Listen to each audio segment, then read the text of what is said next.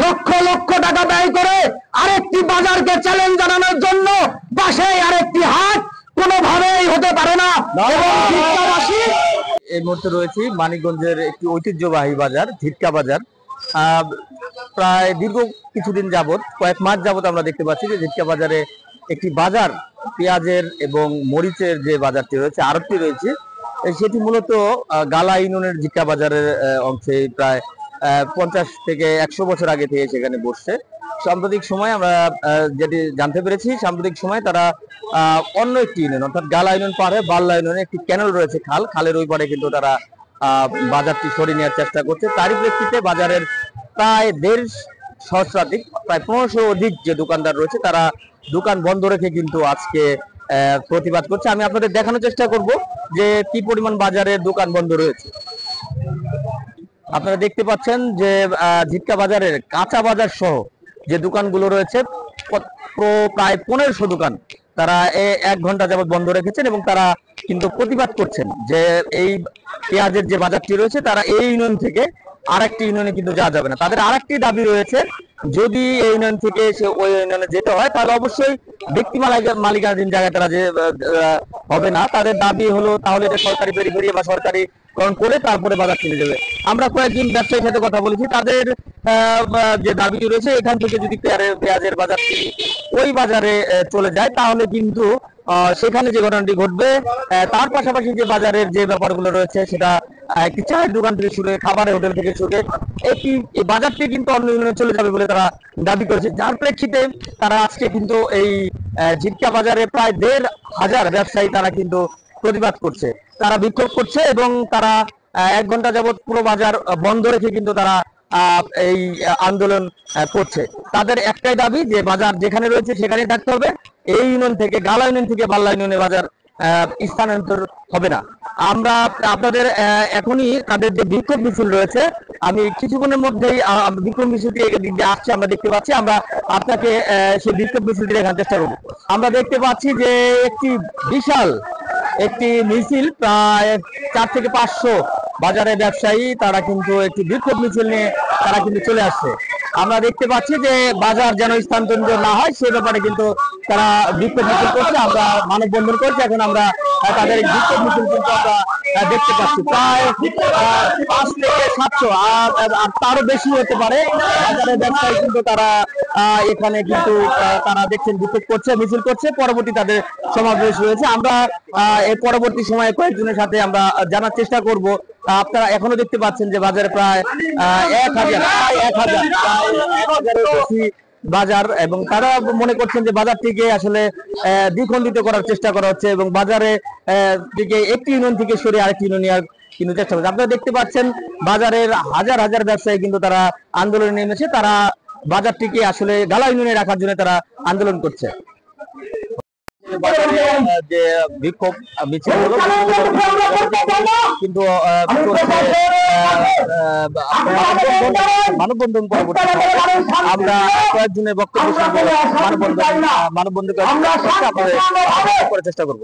জায়গায় হাট কেউ দান করতে পারে, হাট বসাতেও পারে, কিন্তু ব্যক্তিগত ভাবে লক্ষ লক্ষ টাকা ব্যয় করে আরেকটি বাজারকে চ্যালেঞ্জ জানানোর জন্য পাশে আরেকটি হাট কোনোভাবেই হতে পারে না।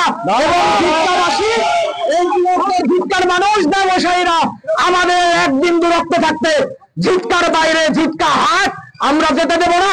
প্রয়োজনে অনির্দিষ্টকালের জন্য এই ঝিটকা বাজার আমরা বন্ধ রাখবো। সেই সহযোগিতা আমরা চাই।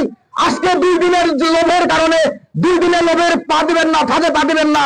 ইতিপূর্বে জানেন গত 2-3 দিন আগে একটি মানববন্ধন হওয়ার কথা ছিল, জানে না, ঝিটকার কোনো মানুষ জানে না, ঝিটকার কোনো ব্যবসায়ী জানে না।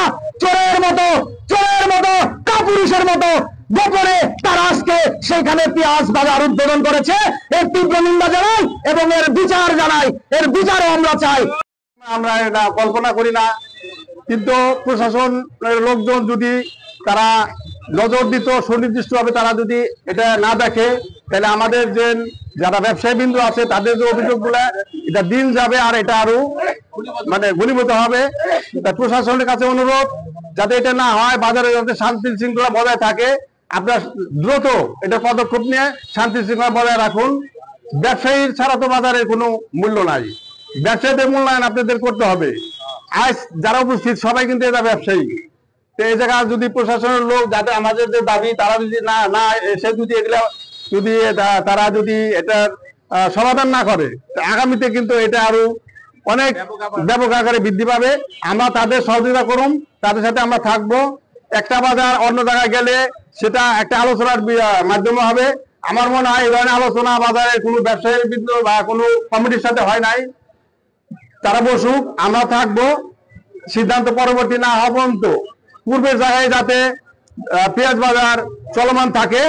আমরা প্রশাসনের সাথে বৈশাখ বাজারের যে কমিটি বা আমরা ব্যবসায়ী যারা আছি, আগামীতে আমরা দ্রুত যাতে এটা বৈশাখ সিদ্ধান্ত নিতে পারি, সবাই যাতে শান্তি শৃঙ্খলা ব্যবসা করতে পারি, এটাই আমি কামনা করি। এবং সবাই আপনারা ভালো থাকেন। আর আমাদের যে ব্যবসায়ীবৃন্দ সকলেই এখানে উপস্থিত আছেন, সকল ঘর বন্ধ আছেন, 1200-1500 ঘর, প্রত্যেকটা ঘর বন্ধ করে সকলেই এই মিটিং এ উপস্থিত হয়েছেন এবং প্রতীকী ধর্মঘট তারা সকলে মেনে নিয়েছেন।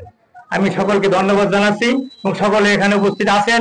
আজকে 3 বছর আগে এই একটা কুচক্রি মহল ব্যক্তি স্বার্থে তারা একটা হাট, পেঁয়াজের হাট, ওখানে হাট থেকে পশ্চিম দিকে 250 গজ দূরে, মাঝখানে কিছু বাড়িঘর রয়ে গেছে, তারপর 250 গজ দূরে একটা দোকান করার জন্য সেখানে নিজস্ব ঘর তৈরি করছে এবং সেখানে দোকান করার জন্য 2.5 বছর যাবত চেষ্টা করছে। আমরা বিভিন্ন সময় DC office, TNO office, AC land office, ADC office, প্রত্যেকটা জায়গায় আমরা কপি দিয়েছি।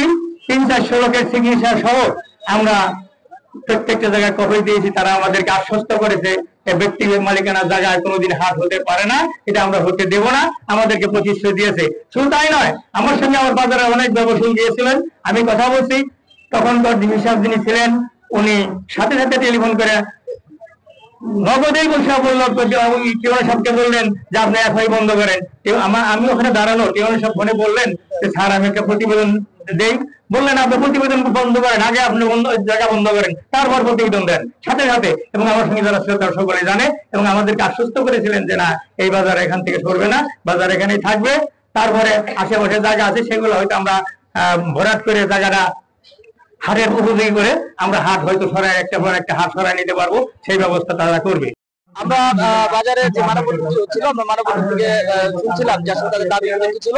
আমি আরেকটু জানিয়ে রাখি যে জিটকার যে পেঁয়াজের হাটে যে আন্দোলন শুরু হয়েছে, যারা পেঁয়াজ হাটি ওই রাস্তার ওই পারে বা আরেকটি ইউনিয়ন নেওয়ার পক্ষে যারা রয়েছেন, তাদের মূলত দাবিতে বাজারে একটা যানজটের তৈরি হয়, যার কারণে তারা বিভিন্ন জায়গায় তারা নিজের জায়গায় কিনেছেন এবং সেখানে পেঁয়াজের যে আড়ত এবং মূল্যের যে আড়ত রয়েছে সেই আড়তে তারা স্থান করতে চান। করে যারা এখানে মানববন্ধন তারা যেটি জানিয়েছেন যে তারা কোনোভাবেই অন্য একটি ইউনিয়নে তারা যেতে দেবে না, তারা এই ইউনিয়নে তারা করতে দেবে। পাশের জায়গা রয়েছে সেখানে তারা পেঁয়াজের হাটটি তৈরি করবে, এই বলে তারা কিন্তু আসলে এত কিছু মাহিদুল ইসলাম মাহি, এনটিভি, এত কিছু ছিল জিটকা বাজারের আন্দোলন।